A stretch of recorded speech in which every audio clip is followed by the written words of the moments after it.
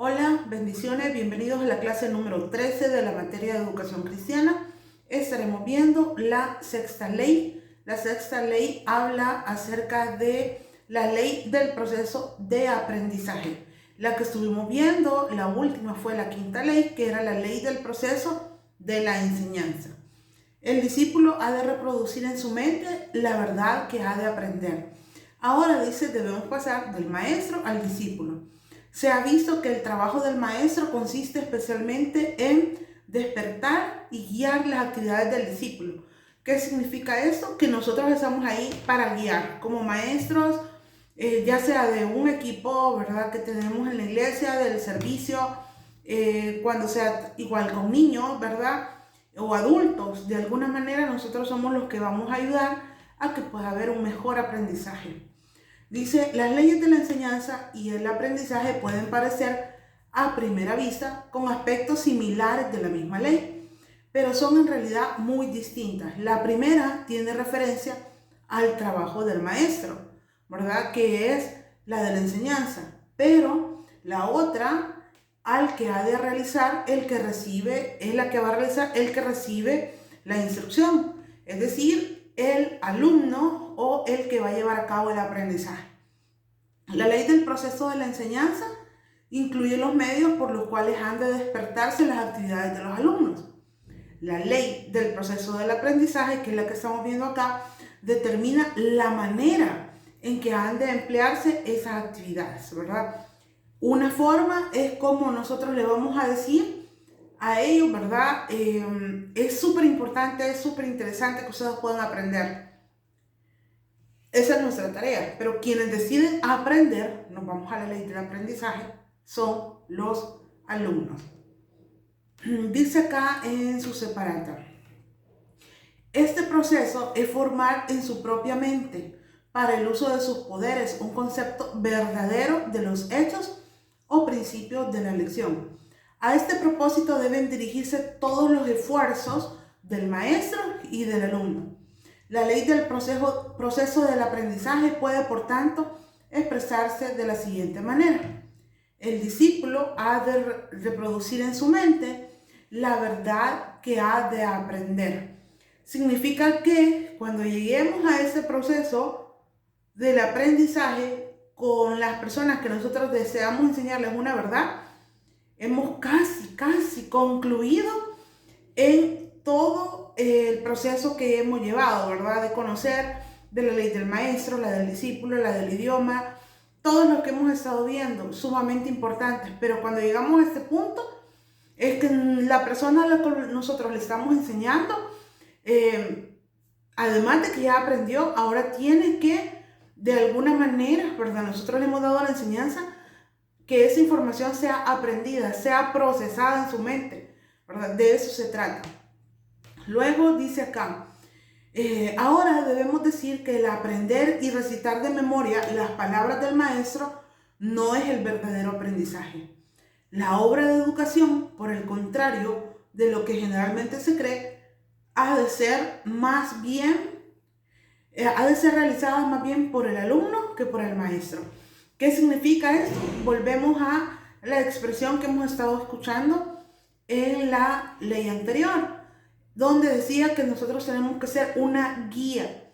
Mire, es sorprendente de verdad darse cuenta que hay alumnos, tanto niños como adultos, que ya conocían muchas cosas, por ejemplo, de la Biblia, pero que quizás no le habían puesto énfasis o no le habían puesto atención a ciertas verdades bíblicas, que cuando se ven a través de un discipulado, de alguna reunión, es increíble cómo esas personas pueden apoyar y aportar, pero ellos no habían descubierto que ya la sabían hasta el momento que se habla acerca de ese tema, ¿verdad? Y de alguna manera que también pueden manejarlo.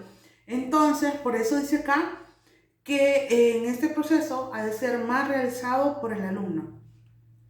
Luego dice, el verdadero aprendizaje no consiste en la mera repetición. El descubridor toma mucho de los hechos que otros conocen y el estudiante ha de agregar lo que aprende, mucho de su propia experiencia. Y yo creo que acá nos ayuda tanto que nosotros que podamos estar a cargo de cierta cantidad de personas, darnos cuenta de que hay gente que ya sabe, que ya conoce, pero que nunca ha sido estimulada o nunca ha sido conducida y guiada a saber que esas verdades pueden transmitirse a otras personas. Entonces, cuando lo hacemos, ¿verdad? Usamos las experiencias que ya nosotros tenemos para dar a conocerlas, y esas experiencias hacen despertar en los demás y decir, bueno, creo que me pasó lo mismo. Entonces, el aprendizaje se vuelve más real. Dice acá, es indispensable que el estudiante se convierta en investigador. Y créanme que eso a mí me encanta, porque creo que ahora en día tenemos muchas herramientas para poder buscar información bíblica. Obviamente hay que leer, porque no todo lo que nosotros vamos a encontrar es algo funcional, ¿verdad? Puede ser algo importante, interesante, pero que no nos funciona en lo que nosotros estamos haciendo. Y a veces las redes sociales, bueno, en Facebook aparecen artículos muy buenos de los cuales podemos aprender, pero también aparecen otras cosas que no son nada buenas, ¿verdad? Entonces, de alguna manera lo importante es que nosotros podamos leer y investigar quizás es la clave, ¿verdad? A nosotros los pastores probablemente en nuestra iglesia nos den un tema y ya nos dan algo establecido, nos dan una paginita y ahí está todo.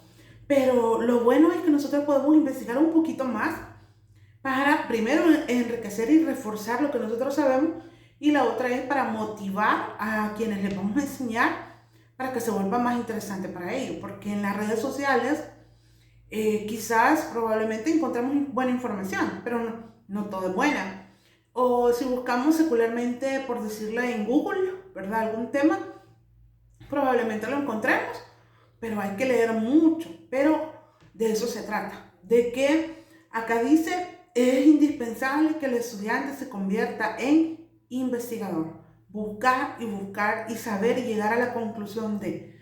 Pero para llegar a ese nivel, tiene que tener claro el tema que está buscando o el que va a desarrollar.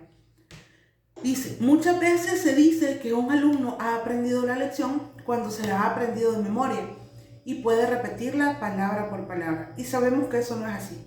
De nada me sirve aprenderme un versículo de la Biblia como el que normalmente todos conocemos, ¿verdad? Juan 3:16, memorizármelo y saber de que de alguna manera ese versículo tiene una gran enseñanza para mí y para otros. De verdad que cuando lo analizamos, descubrimos una gran verdad que podemos llevar a otros. Pero cuando solamente lo repetimos, como dicen, del diente al labio, ¿verdad? No tiene mayor razón de ser. Pero cuando una promesa de Dios que está en la Biblia, como por ejemplo, Jehová es mi pastor y nada me faltará, que es el Salmo 23:1, tiene para mí un impacto diferente, sabiendo de que Dios me ha dado todo lo que yo he necesitado, aun cuando tenía $1, por decirle algo, y que al día siguiente alguien venga y te diga, toma, fíjate que sentí de Dios que tenía que darte eso. O sea, es alguien que ha comprobado, Jehová es mi pastor y nada me faltará. Definitivamente eso puede ser económicamente, puede ser emocionalmente, ¿verdad? Espiritualmente también hablando de eso. Entonces, cuando de verdad se aprende algo de memoria, no solamente solo por repetir y ya, sino que porque eso tenga sentido en nuestra vida. Dice, se ha efectuado un progreso evidente cuando el alumno, además de memorizar las palabras, comprende también la idea, que es lo que les mencionaba. Luego dice, es mucho mejor todavía que el alumno pueda traducir el pensamiento en sus propias palabras sin perderse de la idea. Y es como le decía, el Salmo 23:1, de verdad, puedo pensarlo y es como Jehová va a estar conmigo en cada detalle de mi vida, en cada situación, en cada momento. Por eso dice, Jehová es mi pastor. Alguien que pastorea mi vida significa que ahí va a estar, que no me va a dejar y que me va a cuidar. Entonces, llegar a este punto, ¿verdad? No solo memorizar, comprender y analizar bajo nuestras propias experiencias es lo máximo para que nosotros podamos tener un mejor aprendizaje. Luego dice acá, El que puede dar razones de las cosas que cree es mejor estudiante y creyente, más firme que el que cree sin saber por qué cree. Y aquí es donde la palabra de Dios se hace realidad en nuestra vida, cuando la experimentamos. Porque aquí dice, el que puede dar razones de las cosas que cree es mejor estudiante y creyente más firme que el que cree sin saber por qué cree.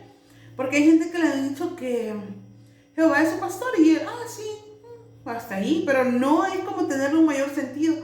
Es como alguien a quien Dios también ha sanado. Bueno, yo soy un ejemplo de eso, de verdad.